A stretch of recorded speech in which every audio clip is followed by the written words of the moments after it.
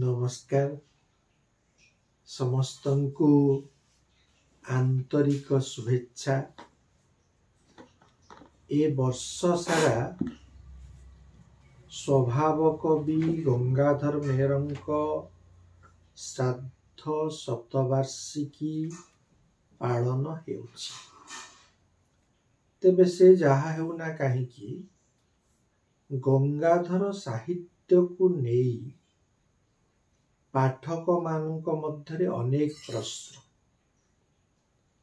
से सबु प्रश्न र मीमांसा करिबा मध्य सहज व्यापार नुहे। अनेक समय बहुत प्रश्न आसे रामायण प्रसंग को नहीं मध्य, जे रामचंद्र सीता को निर्वासित करिबा निर्वासन दंड देवा एटा केते दूर उपयुक्त। आउ केते कहिचंती जे सीता काहे की ताहाकू बिना प्रतिवाद रे ग्रहण करिनेले, प्रतिवाद काहे की कलेनी। ए दीटा कथा जे रामचंद्र काहे की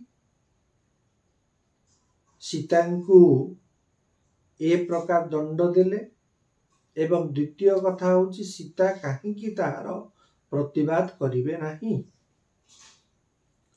जने विशिष्ट लेखक कहउचंती जे गंगाधरंक सीता आदर्श होई पारंती किंतु से वास्तव नुहंती। से आदर्श किंतु वास्तव नुहंती। आउ जने कहंती से वास्तव होई न पारंती किंतु से होउचंती आदर्शर प्रमूर्त प्रकाश। ए जो कथा आदर्श एवं वास्तव को नहीं जो द्वंद्व ता भितरे आमे काहे की छंदी हेउछे से कथा मु बुझी पारे नाही। जहा आदर्श हेबो ताहा जे अवास्तव हेबो से कथा कदापि नुहे। महात्मा गांधी जने आदर्श व्यक्तित्व थिले, ता बोली कोन से अवास्तव थिले। रमा देवी जड़े उत्सर्गीकृत चेतनार मातृ प्राणा देवी थिले। जदि एक कथा कहा जीवो से आदर्श ताहले से कोन अवास्तव। जे आदर्श हेबे से अवास्तव हेबे एपरि किछि तो नुहे नियम। हाँ एटा सत कथा जे आदर्श व्यक्तित्व माने होचंती समाज रे एक एक व्यतिक्रम। सीता सेमिति होचंती एक व्यतिक्रम। सबु पत्नींक परि सीता काहे की हेबे। हजारे पत्नी जदि तांको स्वामी मानक विषय रे अभियोग कले, सीता जदि अभियोग कले नाही ताहले अन्य मानक सहित से समान काहे की हेबे। से निजे निज भली काहे की हेबेनी। रामचंद्रंक हृदय को से कोन जानंतीनी, से कोन बुझंतीनी। जेते बेले गंगा कूलरे लक्ष्मण तांको छाड़ी चली गले, सेते बेले तांकर चेतना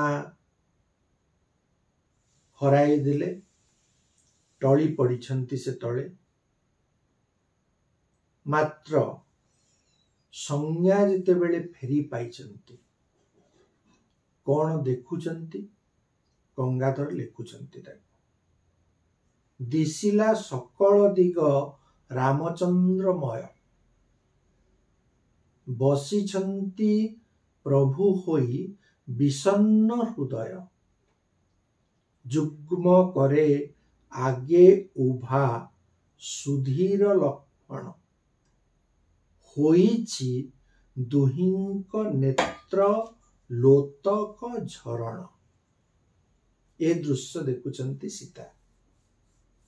ସୀତାଙ୍କୁ ନିର୍ବାସନ ଦଣ୍ଡ ଦେଇ ରାମଚନ୍ଦ୍ର ଆନନ୍ଦରେ ପ୍ରମତ୍ତ ହେବାର ଦୃଶ୍ୟ ଯଦି ଦେଖିଥାନ୍ତେ ସୀତା, ତାହେଲେ ତାଙ୍କ ଭିତରେ କୋଉ ପ୍ରତିକ୍ରିୟା ସୃଷ୍ଟି ହୋଇଥାନ୍ତା ସେଇଟା ଅଲଗା କଥା। କିନ୍ତୁ ସେ ଦେଖୁଛନ୍ତି ଯେ ତାଙ୍କୁ ଦୂରକୁ ପଠାଇ ଦେଇ ରାମଚନ୍ଦ୍ର ଆଉ ଲକ୍ଷ୍ମଣ ଏ ଉଭୟେ କିପରି କହିବାକୁ ବାକ୍ୟ ସ୍ଫୁରୁ ନାହିଁ ପରା ଲକ୍ଷ୍ମଣର। ନ ପାରନ୍ତି ପୁଛି ରାମ ସୀତାର ଖବର, କହିବାକୁ ବାକ୍ୟ ସ୍ଫୁରୁ ନାହିଁ ଲକ୍ଷ୍ମଣର। କି ଭାଷାରେ ପଚାରିବେ ରାମଚନ୍ଦ୍ର ଲକ୍ଷ୍ମଣଙ୍କୁ, କେଉଁଠି ଛାଡ଼ି ଆସିଲ ତମେ ମୋର ପ୍ରାଣପ୍ରିୟା ସୀତାଙ୍କୁ ବୋଲି କେମିତି ପଚାରିବେ ସେ? ଆଉ ଲକ୍ଷ୍ମଣ କଣ ଉତ୍ତର ଦେବେ? ଉଭୟେ କିଛି କହିପାରୁନାହାନ୍ତି, କେହି କାହାକୁ କିଛି କହିପାରୁନାହାନ୍ତି। ଉଭୟଙ୍କ ନେତ୍ର ଲୋତକାପ୍ଲୁତ ହୋଇ ରହିଛି। ଏଇ ଦୃଶ୍ୟ ଦେଖୁଛନ୍ତି ସୀତା। ତେଣୁ ରାମଚନ୍ଦ୍ର ମଧ୍ୟ ରାମଚନ୍ଦ୍ରଙ୍କ ପରି, ସେ ଅନ୍ୟ ସମସ୍ତଙ୍କ ପରି କାହିଁକି ହେବେ? ସବୁ ସ୍ୱାମୀ ମାନଙ୍କ ପରି ରାମଚନ୍ଦ୍ର କାହିଁକି ହେବେ ସେମିତି? ସେ ସୀତାଙ୍କୁ ନିର୍ବାସନ ଦେଇଛନ୍ତି ବୋଲି ପ୍ରଜା ଜାଣନ୍ତି। କୋଉ ପ୍ରଜା ମାନେ ଜାଣନ୍ତି? ଯୋଉମାନେ ମିଥ୍ୟା କହନ୍ତି। ମିଥ୍ୟା କଥା ଯେବେ ପ୍ରଜାଏ କହିବେ ମେଳ ହୋଇ ସତ ସତ, ମିଥ୍ୟା ଜାଣି ଜାଣି ତାକୁ ମାନି ମାନି ବୋଲା ଯାଏ ସତ ସତ। ମାସକୁ ସମାଲୋଚନା କରିବାର ସାହସ କୋଉ କବିର ଅଛି?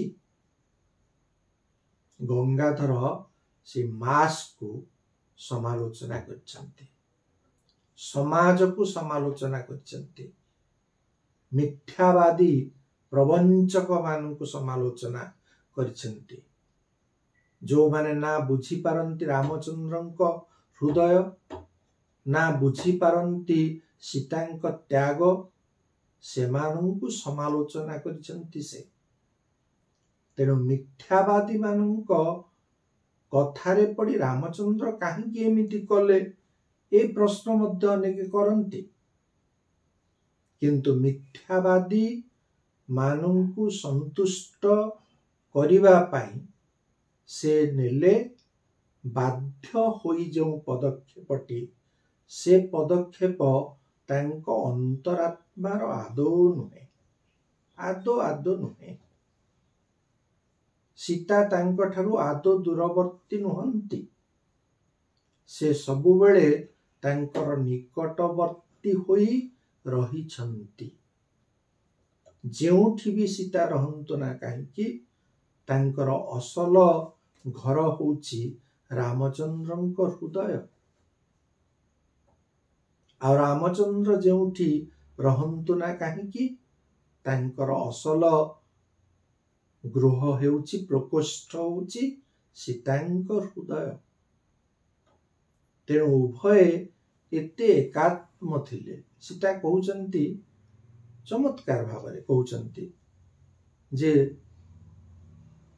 ହେଲେ ହେଁ ସେ ହୃଦୟରେ ସନ୍ତାପ ପତିତ, ହେଲେ ହେଁ ସେ ହୃଦୟରେ ସନ୍ତାପ ପତିତ, ଅନ୍ୟ ନ ବାହାରେ ମୁଖୁ ଅମୃତ ବ୍ୟତୀତ। ଯଦି ରାମଚନ୍ଦ୍ରଙ୍କ ହୃଦୟରେ ସନ୍ତାପ ଜାତ ହୁଏ, ତାହେଲେ ମଧ୍ୟ ଅମୃତ ବ୍ୟତୀତ ତାଙ୍କ ମୁହଁରୁ ଆଉ କିଛି ବାହାରିବନି। ସୀତା ଯେଉଁ ଦିନଠୁ ଆସିଛନ୍ତି ରାମଚନ୍ଦ୍ରଙ୍କ ନିକଟକୁ, ସେଇ ଅମୃତ ଉପଲବ୍ଧିରେ ସବୁବେଳେ ସ୍ନାନ କରିଛନ୍ତି। କେମିତି କହିବେ ଯେ ତମେ ମତେ ନିଷ୍ଠୁର କଥା କହିଥିଲ ବୋଲି? केमिति कहिबे तमे मते कर्कश व्यवहार कल बोली कहि पारिबे नाही। सेतिपाई बरं से कहउचंती त्याग कल मते देई मधुमयी आशा आशा देई से त्याग करिसंती।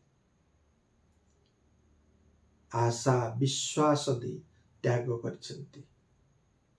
पुनश्च एपरि एक दिन आसीबो जेते बेले तमे मो पाखकु निश्चय फेरी आसीबो। एई कथा मनरे रखी निज आत्मारे कथा को लेखी रखी से विदाय देइछंती मिथ्यावादी मानंक द्वारा अत्याचारित होई। केवल राजा प्रजा मानंक ऊपर अत्याचार करंतिनी, अनेक समय प्रजा माने मध्य राजांक ऊपर अत्याचार करंती। तेणु प्रजा माने जो कलंक रटना कले सीतांक नामरे सेटा होउची प्रजा मानंकर राजांक ऊपर अत्याचार। से अत्याचारी प्रजा मानंक विरुद्ध रे स्वर उत्तोलन करिसंती गंगाधर एवं रामचंद्र एवं सीता ए उभयंकर जो त्यागपूत जीवन ताहा मध्य हेउची प्रजा मानंक मिथ्याचरण विरुद्ध रे एक शक्त उत्तर शक्तिशाली उत्तर। केते कथा ता भितरु आमे विश्लेषण करि पारिबा। मनीष को बुझिबा कोन एते सहज कथा, रामचंद्र को बुझिबा कोन एते सहज कथा, सीता को बुझिबा कोन एते सहज कथा। तथापि गंगाधर प्रयास करिसंती आंतरिक भावरे उभयंकर मनस्तात्विक चित्र प्रदान करिबा पाई। आधुनिक मनस्तत्व मध्य जोठी पराजित ही जीव पराजय वर्ण करिवो एई भली मनोवैज्ञानिक थिले गंगाधर जे सेही मनोवैज्ञानिक दृष्टिकोणरू उभय चरित्र को व्याख्या करिसंती पुंखानुपुंख भावरे। से विषय को जदि आमे दृष्टि रे रखी तपस्विनी अध्ययन करिबा। कहीं तपस्विनी आज इंग्राजी रे अनुवाद हेछि, संस्कृत रे अनुवाद हेछि, हिंदी रे अनुवाद हेछि, पूर्व भारतीय भाषा मानंकरे अनुवाद हेबा पई जाउछि। समग्र भारतर विभिन्न भाषा रे अनुवाद हेबो। रामायण तो अच्छी, रामायण को नहीं मध्य अनेक कहानी लिखाई, अनेक काव्य कविता अच्छी। तपस्विनी कहीं अनुदित हम? तपस्विनी होची स्वतंत्र, तार स्वातंत्र होची अन्य समस्त कहानी ठारू निश्चित भावरे अलगा भिन्न।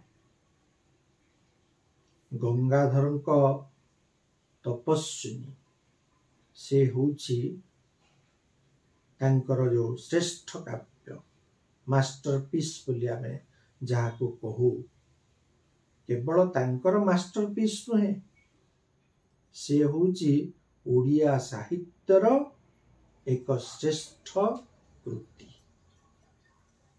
आउ जीवन पाई आमे केते उद्बुद्ध होई परिबा, आमर हृदय को केते सिए करि देई पारिबे परिष्कृत परिच्छन्न परिशुद्ध, से सबुर वार्ता निहित होई रहिछि सेठारे। एई दृष्टिरो आमे ताको अध्ययन करिबाको मो अनुरोध करिबी। एतिकी मात्र।